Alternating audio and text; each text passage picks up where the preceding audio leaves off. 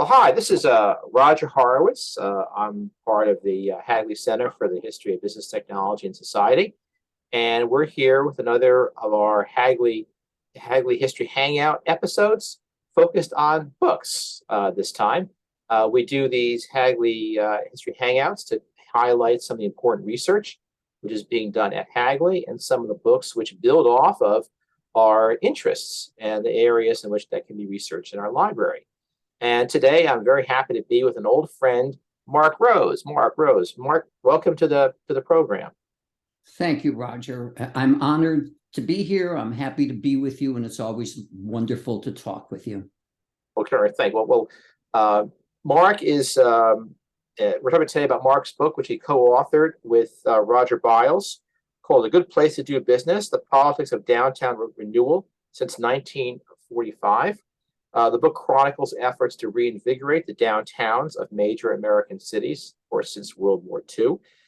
Mark Rose is professor of history at Florida Atlantic University, and Roger Biles, who's not with us today, is professor emeritus of history at Illinois State University. Both these men have published armfuls of books, large in the area of urban history, political economy. These are very prolific and active authors there, and they've collaborated on this book that we're going to be talking about today. I should mention, too, that Mark Rose has been active in the Business History Conference for many, many years. It's an organization that I serve as treasurer of. Mark was my president once upon a time of the BHC, so he and I go back a ways in our relationship here. But Mark, let me just ask you to start from the beginning. How was it that you and Roger Biles decided to write this book? How does this book come about? Roger and I had been friends since maybe the early 1990s, and you're going to meetings together, and you're having dinner, and you're talking. We had a lot of colleagues in common. Raymond Mowell, Don Pasiga, who I think you know, and so we were always just talking about and everything. As we would walk down the street, we would look at buildings and say, "Well, when do you think that was constructed? Who was the designer? What were the investments?" So, and we were always trying to make sense at the same time of who lived where in the city. Which group is this? Which group is over there? What do you think they did for a living? And so, at some point, Roger was working on his Mayor Harold Washington book. It's a wonderful, beautiful book about the first African American mayor of Chicago. And Washington wanted to move city resources out to the outlying neighborhoods. And he ran into a lot of opposition from business people and members of city council. It was just such a neat idea. And the Washington papers are available here at the Harold Washington Library in Chicago. So we were just talking about it. But then I had other interests. This book developed over about 25 years. So after I did my interstate book, and after I did Cities of Light and Heat, in the interstate book, I have engineers and downtown business people destroying the area around downtown to keep African American people from shopping downtown and to protect downtown property value. So that was an idea that was out there. And then when I did Cities of Light and Heat, it was about gas and electric companies in several cities. And I concluded with a section in which I have parts of the city that are warm and bright, and other portions of the city that are cold and dark. And then I did other things, but in the meantime, in the early 90s, I went to the Chicago Historical Societies. I always wanted to be starting something in the middle of something, at the end of something. And I asked the archivist, well, what should I work on? And he suggested a couple of collections. One of them is one of the chapters, the Rubloff chapters. Look at the Rubloff papers. Great. And so every time I would go back to Chicago for a meeting or to see family, I would spend a couple of days over at the Chicago History Museum. So I was finishing a book about the regulation and deregulation of banking, and Roger and I said, hey, we need to do this next book together. So I brought a lot of other ideas with me about racial capitalism, about bright parts of the city, dark parts of the city, about the other idea that had couple two ideas from the early 2000s, deindustrialization. I wanted to know more about that. I had this image of the Chicago in which I grew up as a series of factories that were closed down and railroad cars that were loaded with snow, and nobody was, the place of abandonment. And so I wanted to tie that together. And then just growing up in Chicago, you always knew that populations were on the move and that they moved as groups. So it was really Roger's idea to focus on this downtown, outside of downtown area. And then we built all of those other themes about deindustrialization, population movement, state constructedness, racial capitalism. They all move through each chapter across our 50 or so years. Fascinating. I mean, in a way, you're describing how historians write their books, which is you get threads from previous scholars and scholarship that you own do, and then you figure out how to rewrap it and how you get different questions there. Can you say if there was a central question you wanted to answer, or central questions that you hope the book would answer and address, that if we read it, we would take away with some ideas from that? The question with which I started was, how was it that these 5 cities that President Roosevelt had called the arsenals of democracy, World War II ends, these are the great industrial cities, automobiles, tanks, railroads, meatpacking. And 10 or 15 years later, they're the cities of deindustrialization, intense racial conflict, vast outmigration. And so what the book is about was the efforts of these downtown business people to retain that former profitability glory, what they began to call major league cities, which included baseball clubs, convention centers, airports, white business people like themselves coming downtown. So their goal, I like to think, was that people like them would retain apartments downtown. They would not move to the suburbs, that their wives would go shopping in nice department stores, go out for lunches. And then the couple would meet at about 7 or 8 o'clock at night to go to a museum gallery opening. So this was what the city was going to look like as envisioned by these downtown people for about 10 or 15 years after the Second World War, except it just fundamentally did not work out that way.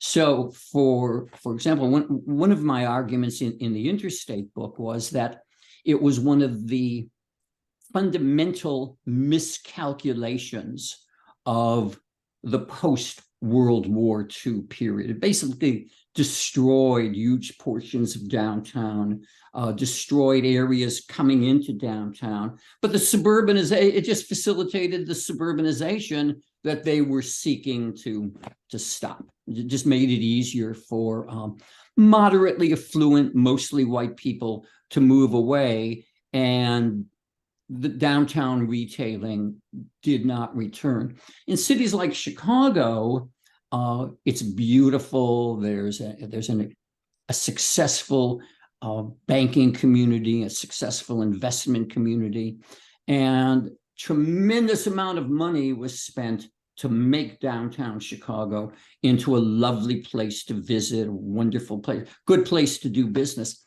But only a mile or two from downtown, some of those areas lead the nation in murders.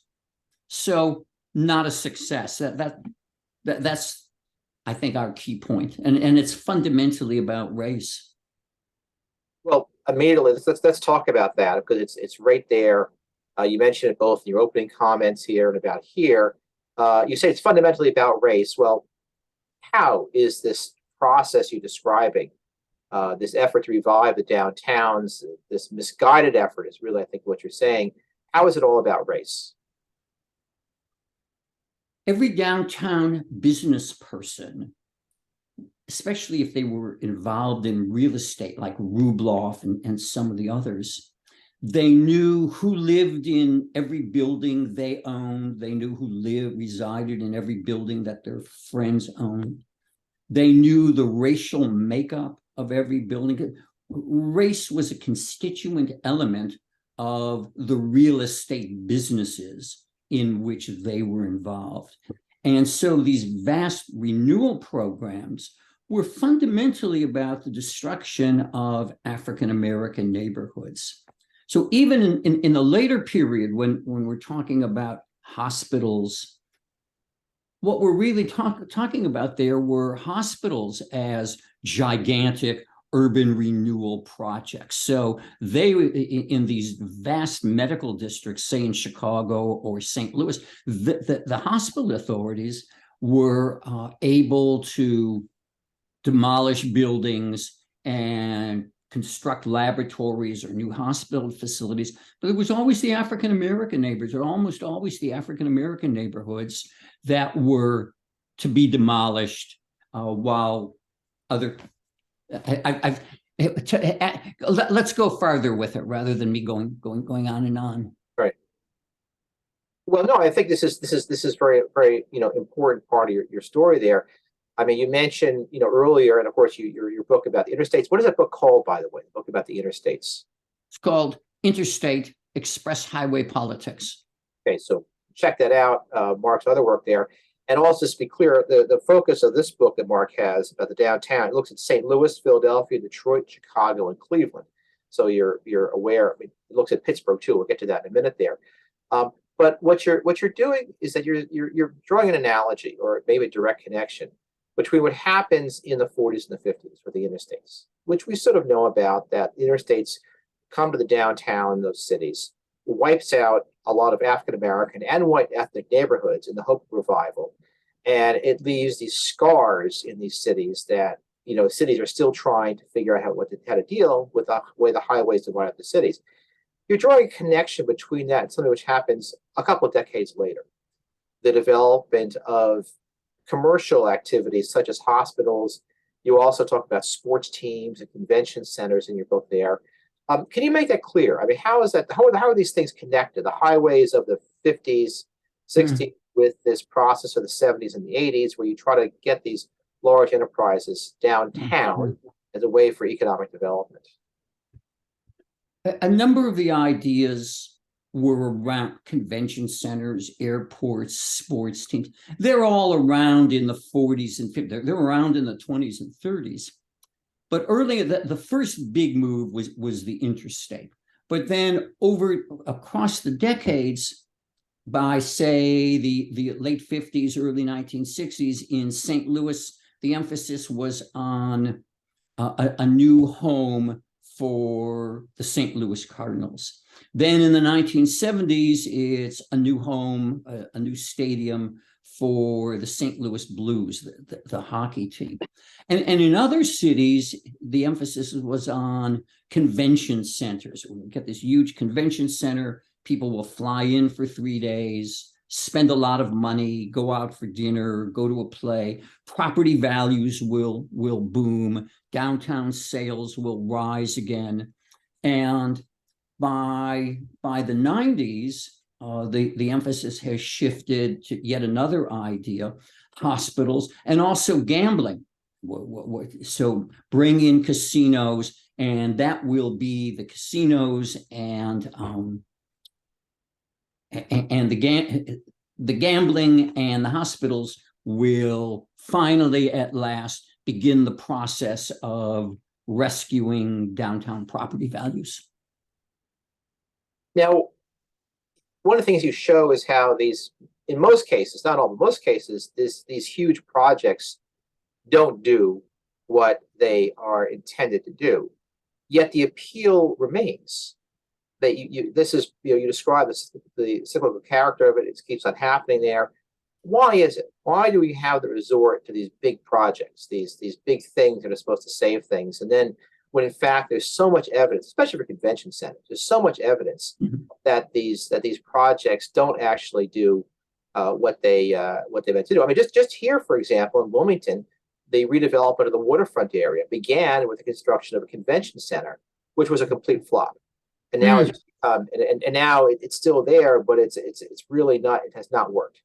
It's now a hotel. So, but what is the appeal for these projects, for these urban areas? So many cities doing these things, and many small cities that you don't go into also trying these kinds of one big project strategies for renewal.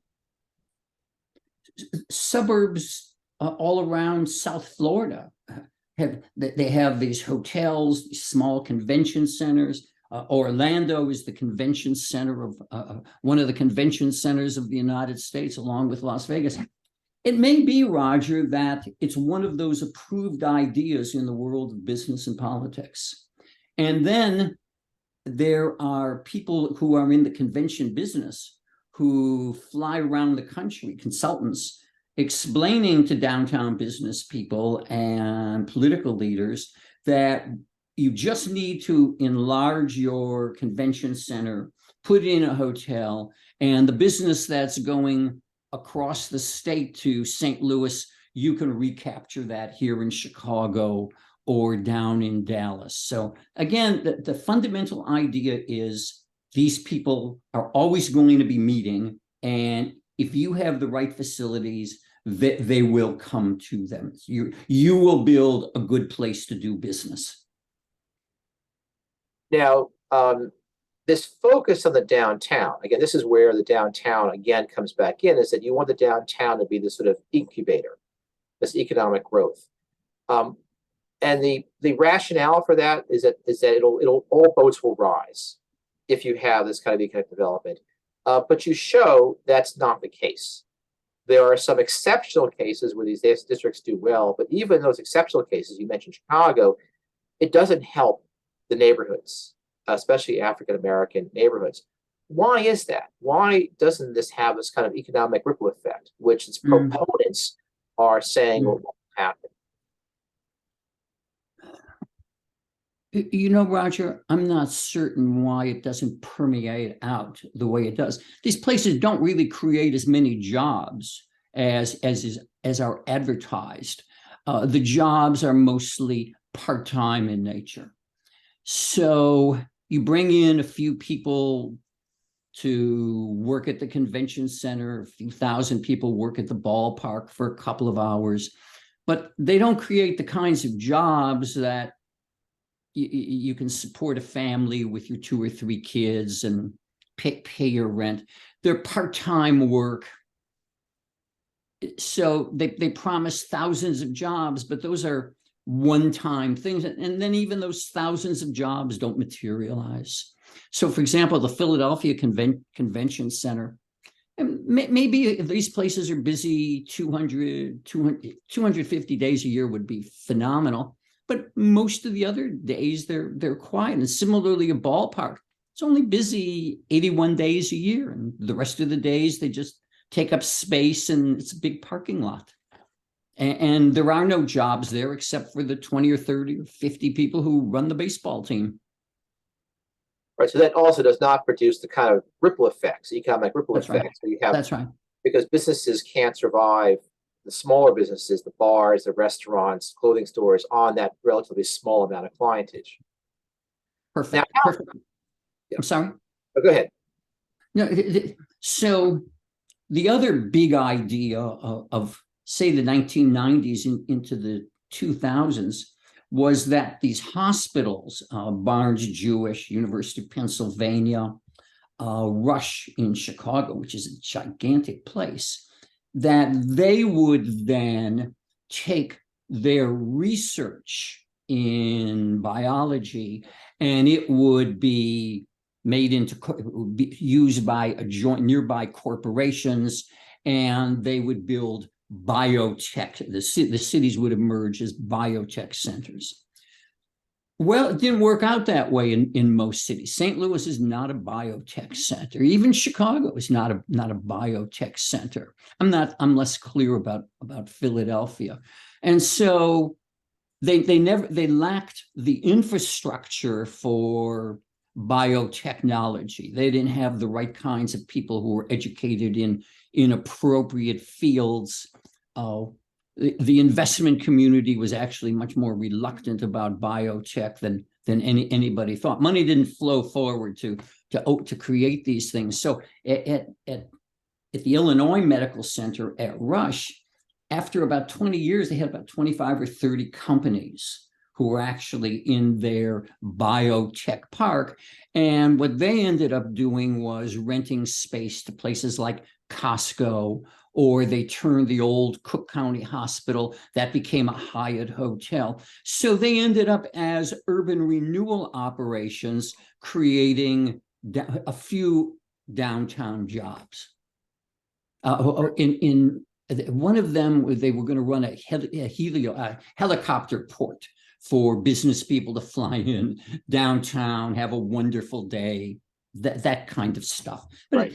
Biotechnology was already well established in a number of cities, in Silicon Valley and elsewhere, around the Boston area. People from our cities went out there, visited, looked at it, talked with it, but it was very difficult to translate that into solid investments. Then in St. Louis, the Missouri legislature vetoed all cell, I'm losing the word. Or embryo. Embryonic research. So the business ended there, and they ended up opening sporting goods stores, that kind of stuff. So the big plans just could not be made to work, and they were dependent upon some degree of state funding just to get the thing started. I mean, the other interesting thing about Barnes was the largest of the hospitals in the area. People fly in from around the world to go to Barnes. It's a very successful research hospital. And even Dr. Danforth, who was very well known, and he knew what to do, and he developed the neighborhood around there, made the Central West End into an exciting place, and patients were supposed to flow from the suburbs into downtown for major medical activities. Not even Danforth could turn their biotech center into a successful business operation. So another false hope, if you will. Another false hope, yes. In this area.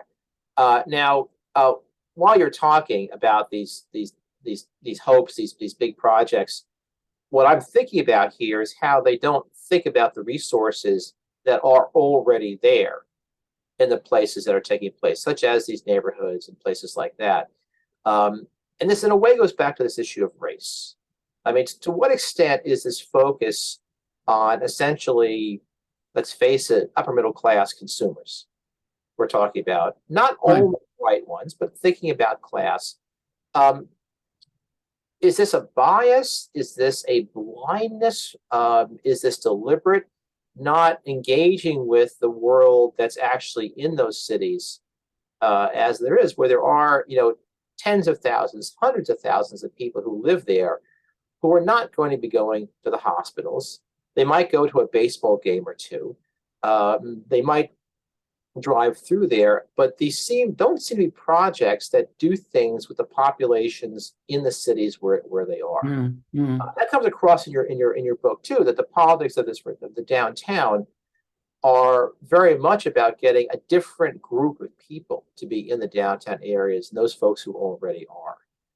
And it just, the way your examples, you go over about this in a number of different places, it's repeated, and the blinders on that are particularly striking. Is that race? Is that class? Is that, I don't know what it is. It's all of those, but here's the other dimension to it. The African-American mayors who, of say, Detroit in the 1970s and then later Cleveland, they pursue the same downtown, upper income, white-oriented projects as their lawyer predecessors had done from the business community. And so I don't know, there's a kind of a profiling there that they've accepted some assumptions about their African-American neighbors, what can be done here, levels of education. They also lack the resources and the time to turn high school graduates, African-Americans, into MA holding biotechnology specialists. And so they've got their 2 or 3 years in office. They have to start to deliver something. And the resources to do that, the cities are very dependent on local people, bond issues, credit ratings. So the African-American mayors are as bound by the rules and by the practices as their European-American mayors had been. Let's elaborate on those constraints here. You mentioned bonds and finance. How is that sort of, if you will, behind the curtain, a power in this kind of focus on downtown renewal that you've been describing? I'm thinking bonds, I'm thinking taxation districts, I'm thinking all the different kinds of financial mechanisms that are deployed to, if you will, redevelop these cities. I'm not sure that there's a curtain of power as much as we don't understand, ordinary people don't understand finance. But the cities are in debt. In order to maintain the downtown, let alone develop the outlying areas, they have to borrow. Sometimes they have to borrow just to pay their police departments, fire departments, schools, maintain the schools, pay the teachers. But the bond rating agencies are fundamentally determinative of the credit rating, the interest rates that will be paid. And in order for a bond to be purchased by large mutual funds, it has to have a AAA rating, same as with bank kinds of activities. And so they work in the same within the same set of rules as their predecessors. So that's part of it. The bond business, the taxation, the tax increment financing districts, which then all of the funds that are the enhanced tax collections in those areas remain within those areas. It diminishes tax collections for the city as a whole. So Roger Horowitz, my co-author, had published a couple. Roger Biles. I'm Roger Horowitz. I'm sorry, Roger Biles. You would be a great co-author too, Roger Horowitz. He had published some articles, and then there's Destin Jenkins' wonderful book, which came out about a year or so, just as we were finishing. The Jenkins book arrived, and it encouraged us to be much more precise about the racial dimensions of those bond issues. But bonds had been around city projects for a long, long time. So in St. Louis, for example, as far back as the 1950s, they had to go to the voters to get approval. You needed 2/3. It's a very high bar.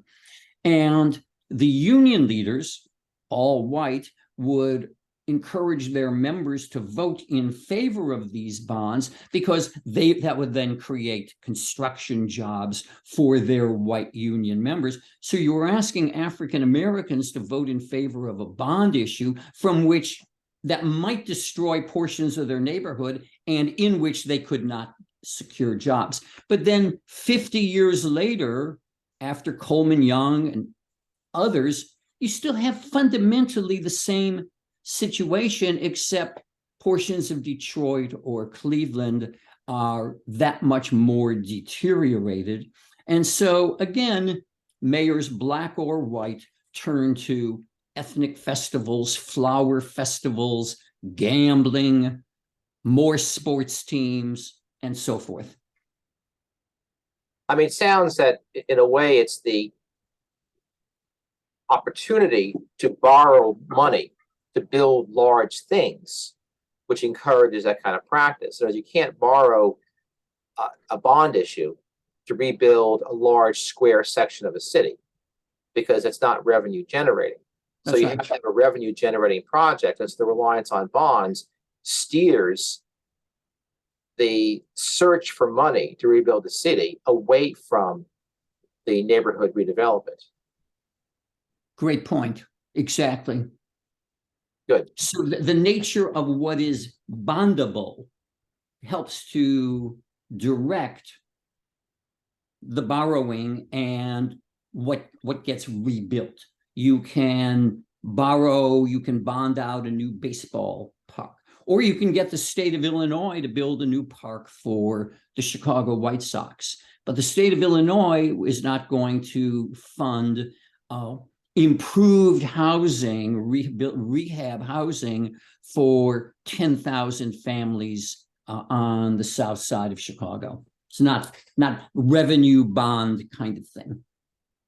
Now, one of the interesting points, if obscure but important, was the tax incremental financing districts, the TIF districts, and especially in Chicago, that how important this was. And I'd like you to explain it. Explain the problem with these TIF districts, because it's not obvious, yet it seems incredibly important in this issue of finance. Why these projects that are supposedly generating tax revenue don't actually generate revenue for the city as a whole.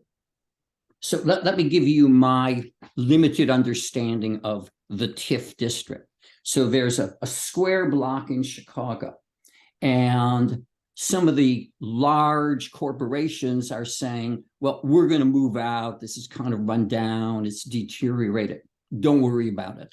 What we will do is we will create a tax increment financing area on that square block.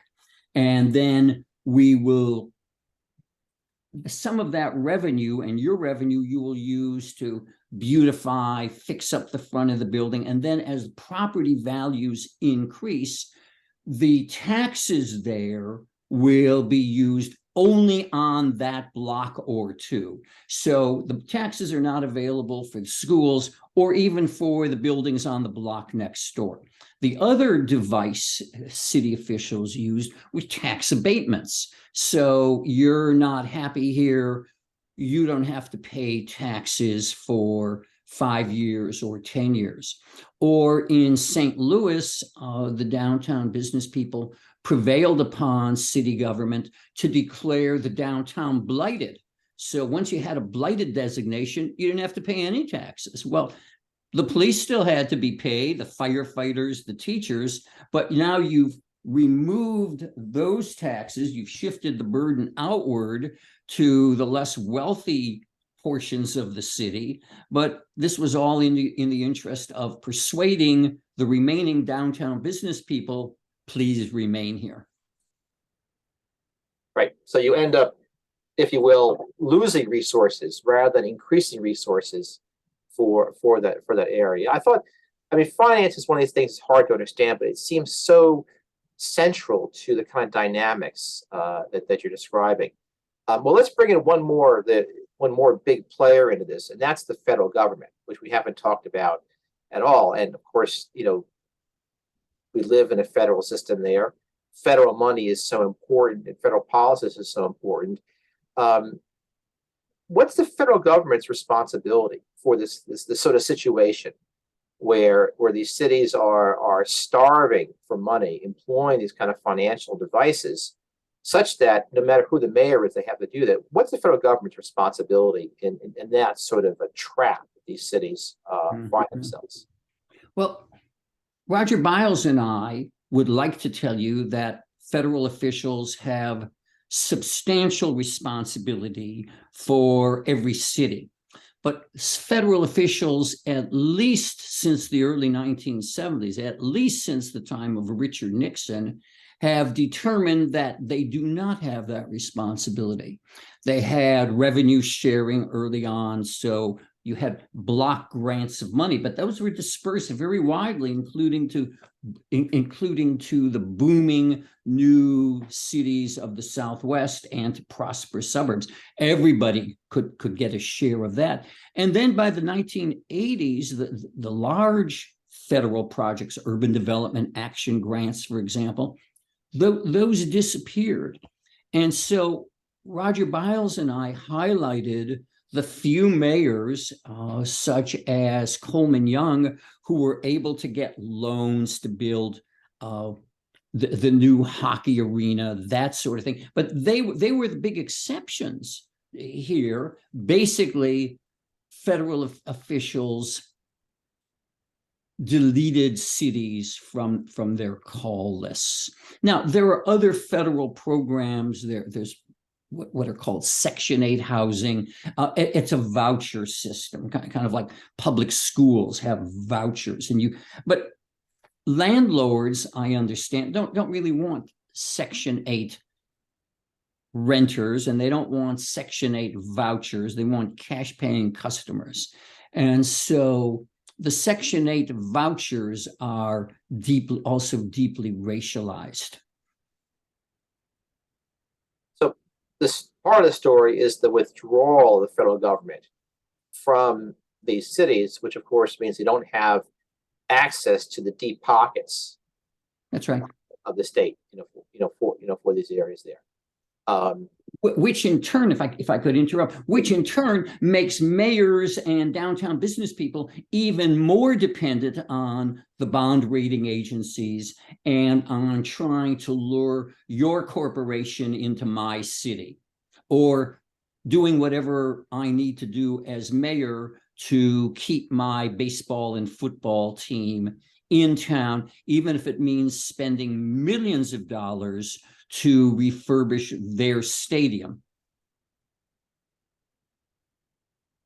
I mean, is this a trap that they can't get out of? Are there any strategies that could be employed that do more for the neighborhoods? This is your big point. Is that in a way, this downtown redevelopment, this lure is so attractive, overdetermined, you might say, that it results in a sucking of resources away from the area. So again, this is your story, I believe, correct me if I'm wrong, is it's not just that sometimes these downtown redevelopments are consistently, they don't work, is that the efforts to make them work augment, if you will, inequality, because resources are pulled out of those other areas. Perfectly said. Thank you. That's it. It's not just that they fail to work, it's they're actually expensive, they're costly for these outlying areas. And so again, Roger Biles first really crystallized this for me. So Mayor Harold Washington, for example, wanted to shift resources to some of the outlying areas, but within Chicago. The steel industry was in the business of leaving Chicago just as Harold Washington was mayor. And in addition, there were a number of remaining small manufacturers still in Chicago. And maybe it would have been the case that if the city had invested in those small manufacturers all around the city, who at that point employed principally African American or local European, what we call white ethnic, those jobs might actually have remained in the city. But it's not just that the firms moved out, they also just went bankrupt. Steel leaves, that disappears. Meat packing had left a long time before. The chemical industry had left, railroading, and so forth.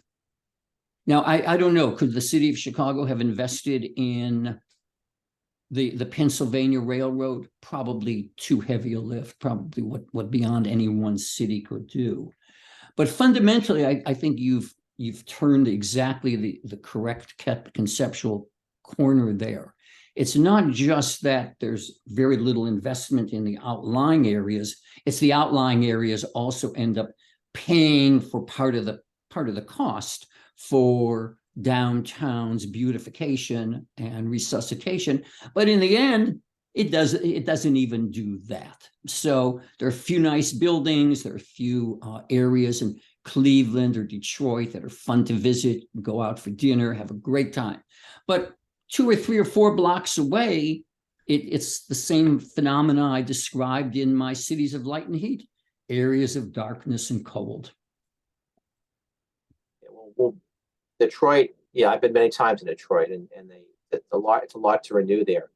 Well, do you have any closing thoughts about this? I mean, do you have any suggestions on say those who live in cities who see these politics coming up? What kind of angles are there to generate a sort of more fairer, if you will, share of city urban priorities?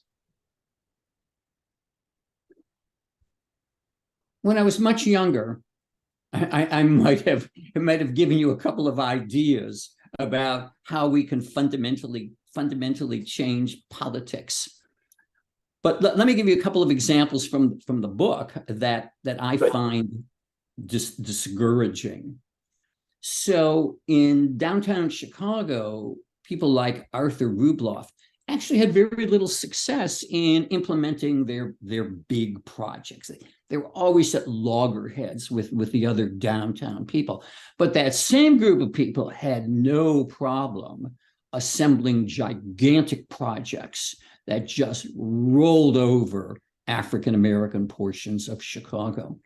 But then, even in a later period, Roger Biles and I have a chapter on a member of city council in Detroit, Mel Ravitz, and a woman in downtown Chicago.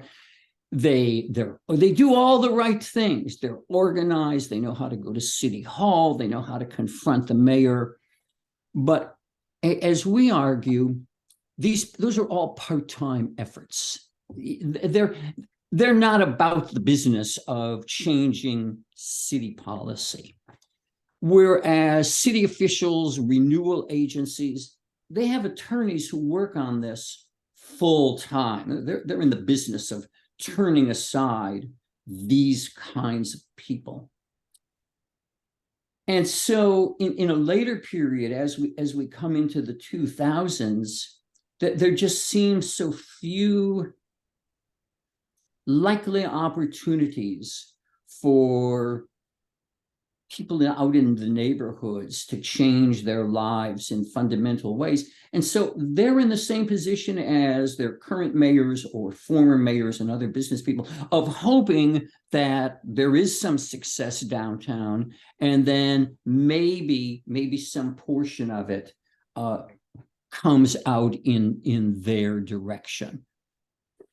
So far, that hasn't taken place, but I'm not optimistic. And if they were to come to me and say, Mark, what should we do here? I guess my answer would be hope for the best. Yeah, well, I mean, in a way, what you're saying, what you're concluding with, is that the problems are more than these cities can tackle by themselves. That said again. Yeah, I mean, the mayor is, however well-intentioned, is caught by forces of capital and the absence of resources to do these things. And it just seems to me, again, this in retrospect, that the absence of federal resources or some sort of shifting of the playing field seems determinative here. That you don't have another choice if you want to redevelop areas there. You're sort of forced to go down this road, even if you have concerns about it yourself, because otherwise there's no money to be obtained for these things. I don't want to be overly determinative about federal resources. We don't know how that would have been spent. And the interstate was a central city disaster.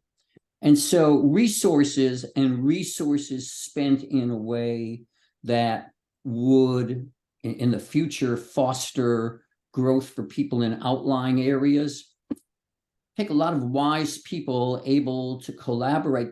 So I did some articles on the Intermodal Surface Transportation Act. It's obscure 1991 piece of legislation. And the idea was that rather than interstate projects plowing through cities, that governments, local governments would get together in these councils of government, and they would determine the best projects for their area: highways, shipping, railroads, airports. But what I found was lots and lots of arguing, fighting, inability to agree. Will the port be on my side of the river? Will it be on your side of the river? I want an airport. Not easy to put these. What you have in part is at the same time that we're missing federal funds, we also have an excess of decentralization. Right, where you fight over what's there because you're looking at it strictly inside your particular jurisdiction. Exactly. Right. So you have a challenge of federalism, if you will, in that case. Right. Well, Mark, I think we've been going for about 40 minutes. I think that's a long time. Do you have any last thoughts you want to share with someone interested in your book and interested in the arguments you and Roger Biles make? I would be pleased to correspond with anybody interested in the book. Roger Biles would be pleased to do so. I would look forward to meeting people at the various conventions, like the Business History Conference. And I very much enjoyed having the opportunity to talk with you, Roger, about the book. Well, thank you so much. Good place to do business, The Politics of Downtown Renewal. It's available in paper from University of Pennsylvania Press. Take a look. And Mark, thank you for joining us. My pleasure, Roger. Always good to talk. Thank you. Take care.